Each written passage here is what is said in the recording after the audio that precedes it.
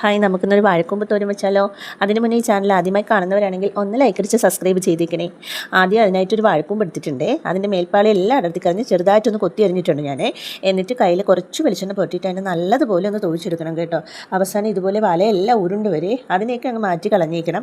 ഇപ്പോൾ നല്ല രീതിയിലൊന്ന് കിട്ടിയിട്ടുണ്ട് കേട്ടോ. ഇതിനിടയിൽ നമുക്കൊരു കുറച്ച് കുഞ്ഞു മത്തി കിട്ടിയിട്ടുണ്ടായിരുന്നു. അതിനെല്ലാം പൊരിച്ച് ഞാൻ മാറ്റി വെച്ചിട്ടുണ്ട്.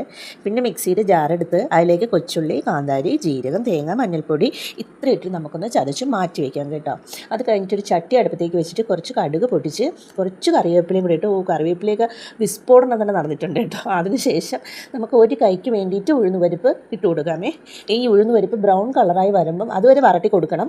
എന്നിട്ട് ബ്രൗൺ കളറായി വന്നതിന് ശേഷം നമുക്ക് ഈ കൊത്തി വച്ചിരിക്കുന്ന വാഴക്കൂമ്പും സവാളയും കൂടി ഇട്ട് കൊടുത്ത് ഒരു 5 മിനിറ്റ് മൂടി വെച്ച് വേവിക്കാം കേട്ടോ. ഇപ്പം നല്ലതുപോലെ ഒന്ന് വാടി വന്നിട്ടുണ്ടേ. അതിലേക്ക് അരപ്പിട്ട് ആവശ്യത്തിന് ഉപ്പും ചേർത്ത് ഒന്ന് ഇളക്കി ഒരു 3 മിനിറ്റും കൂടെ 2-3 മിനിറ്റും കൂടെ ഒന്ന് വേവിച്ചെടുക്കാം കേട്ടോ. അപ്പോഴത്തേനും തോര റെഡിയായി കാണും കേട്ടോ.